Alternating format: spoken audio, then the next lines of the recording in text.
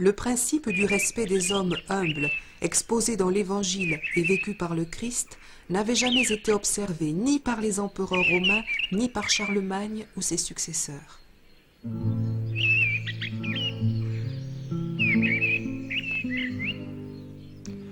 La doctrine du Christ était prêchée depuis 1000 ans, mais la société restait divisée en 3 groupes.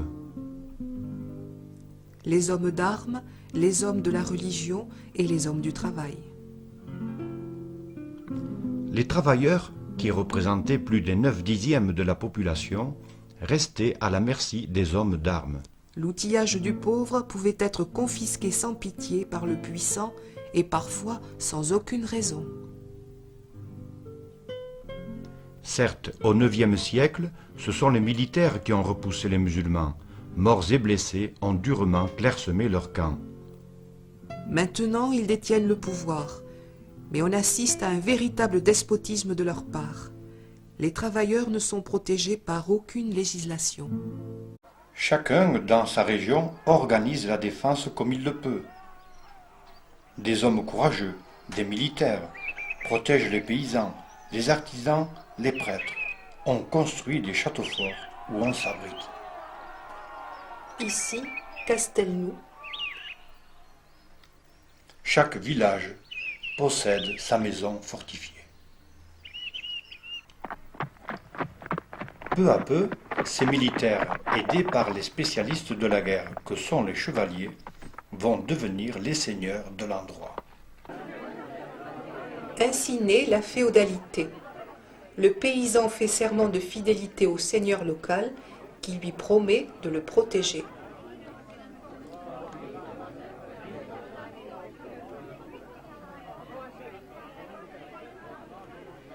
Le seigneur local prête serment de fidélité au comte.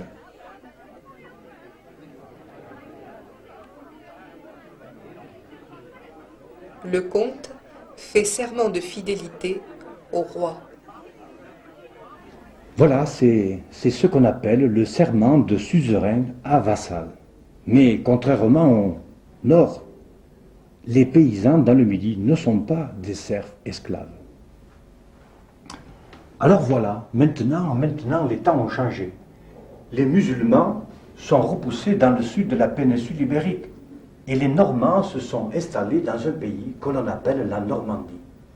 La paix est revenue. Et les seigneurs, les chevaliers, les militaires se trouvent maintenant inoccupés. Que vont-ils faire ?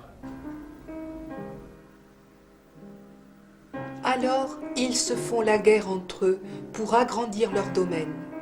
On détruit le jour ce qui est bâti ou semé la veille. Le peuple souffre, l'économie s'effondre. Que faire ?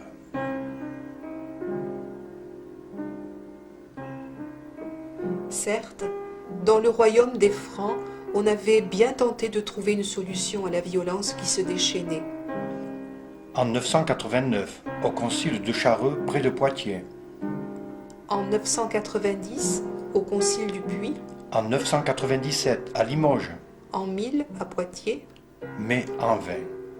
Il faut attendre l'an 1027 pour qu'un homme promulgue un décret de protection à l'humble, à l'ecclésiastique et aux commerçants. Cet homme courageux, c'est Ouliba, abbé de Saint-Michel de Couchat et de Ripoll, évêque de Vic. Oulib, fils du comte de Cerdagne, né en 971, assiste durant son enfance à toutes sortes de troubles. Rapine des musulmans. Guerre entre seigneurs chrétiens de Cerdagne, de Barcelone, d'Olruselio. Relâchement des mœurs, etc. Étudiant à Couchat et à Ripoll, Oulib reçoit l'empreinte de l'abbé Garin et du moine Gerbert d'Aurillac qui avait séjourné dans les 2 célèbres abbayes. Gerbert sera le futur pape de l'an 1000, Sylvestre II. Or ce Gerbert, considéré comme l'homme le plus savant de son temps, est aussi le restructurateur de l'Europe après l'effritement de l'empire de Charlemagne. Il participe à la fondation de nouveaux États comme la Hongrie et la Pologne qui, dans le même temps, se convertissent à la religion chrétienne en adoptant tous les principes de l'Évangile. Olib a donc une vision européenne des problèmes politiques, sociaux, religieux, économiques que traverse l'Occident. Et c'est à Coucha que Olib réfléchit aux questions suivantes. Comment guérir l'esprit de discorde qui règne entre seigneurs, comtes et chevaliers? Comment arrêter ces guerres incessantes qui entraînent le pays à la ruine?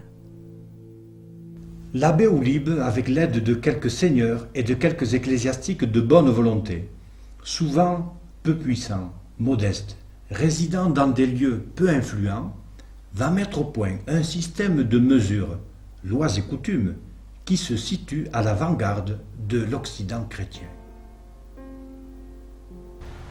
Le premier acte de ce vaste projet s'est tenu à Toulouse le 16 mai de l'an 1027.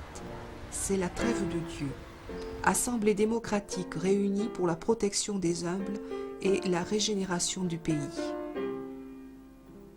Eh bien, la solution sera trouvée chez nous, en el Rosario.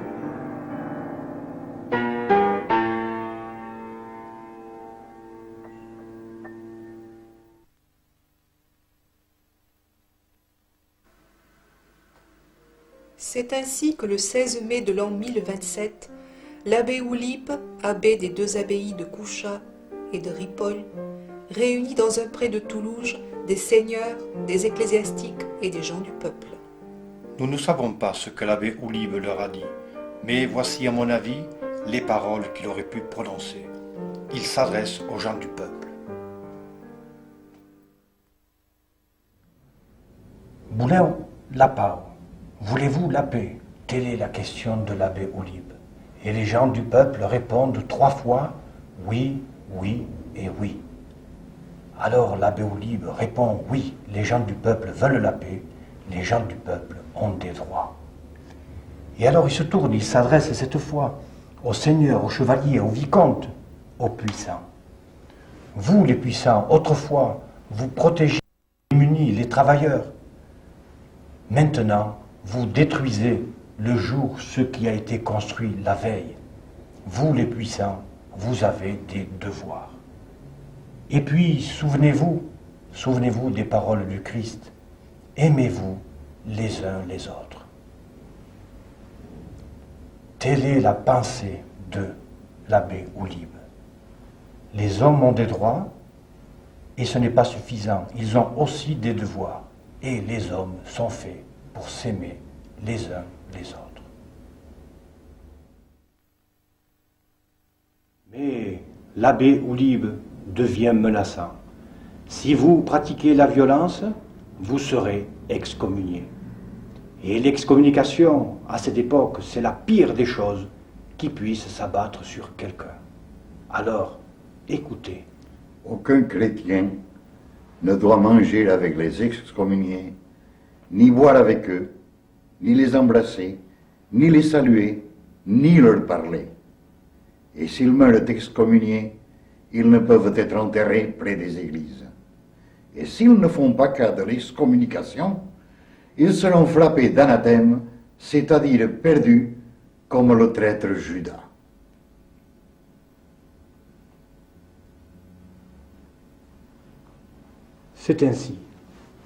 C'est ainsi que le 16 mai de l'an 1027 est proclamée à Toulouse la trêve de Dieu. Voici le texte exact.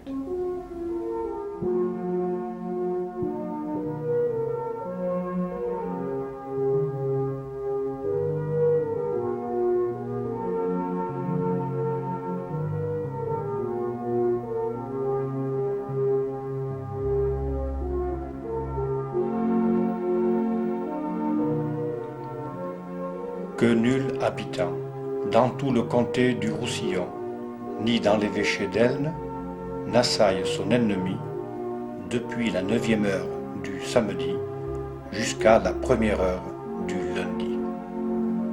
Abbé Olib, 16 mai 1027.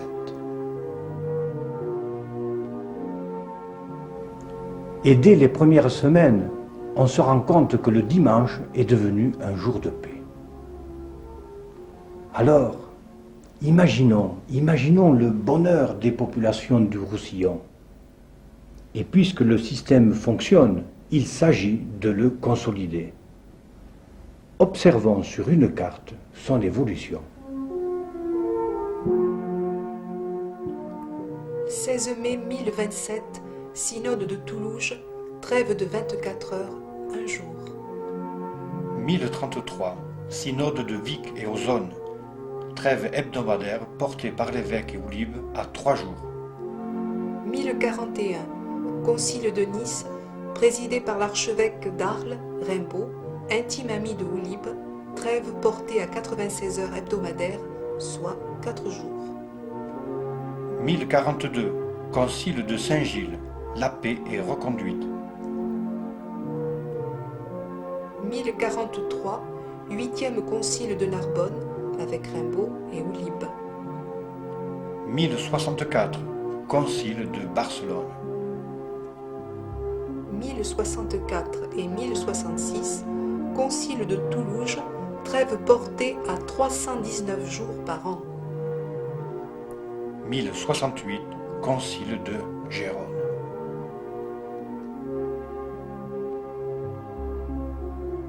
1139, 1179, concile œcuménique de Latran, présidé par le pape, où on confirme la trêve de Dieu née à Toulouse comme institution générale pour la chrétienté.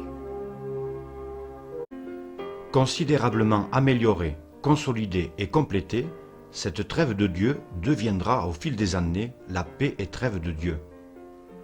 En voici les éléments essentiels, bases sur lesquelles va se bâtir la solide structure politique, sociale et juridique du pays catalan. Protection accordée aux travailleurs, aux commerçants, aux déshérités. Encouragement à la formation d'assemblées populaires législatives. Établissement d'une action judiciaire équitable. Impulsion des constructions et des œuvres publiques. Amélioration des forces armées du comte de Barcelone. Répression de la rapacité des puissants. Répression de l'immoralité. Il s'agit là d'une œuvre politique, sociale et religieuse. Mais, disons-le, surtout d'une œuvre patriotique. Voyons quelques exemples. Autrefois, les seigneurs cherchaient toutes sortes de raisons et de prétextes pour s'attribuer les terres des églises ou les châteaux voisins. Pour cela, on n'hésitait pas à menacer ou à corrompre les archivistes. Lorsqu'il y avait un différend, on s'en remettait à la justice de Dieu, c'est-à-dire que deux chevaliers se battaient jusqu'à ce qu'il y ait un vainqueur.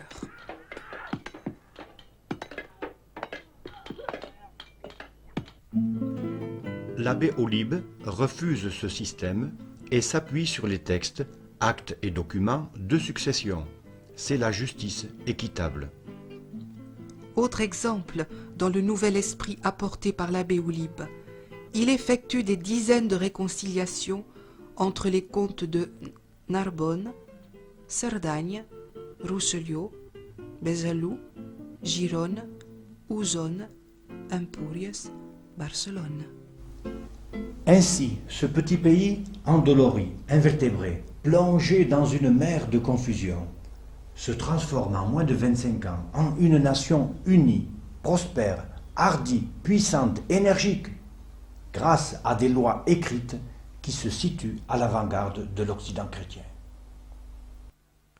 Puis ces idées, pau et trêve, que l'on pourrait qualifier de révolutionnaires à l'époque, vont s'implanter en 40 ans dans l'Occident chrétien. Alors, du point de vue pratique, comment se déroule le plan paix et trêve de Dieu?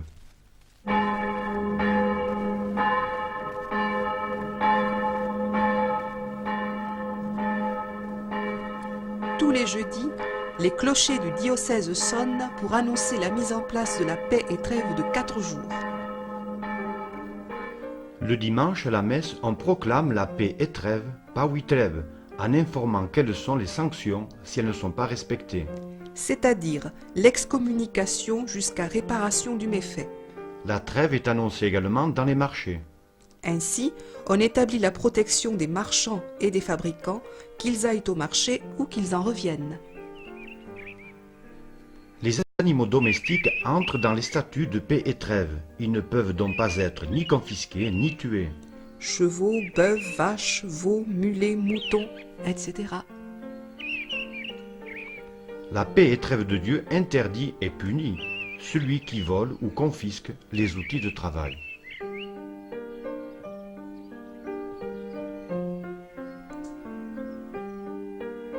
Celui qui incendie les champs de céréales, les oliveraies. Et en plus des peines spirituelles, il y a les peines matérielles.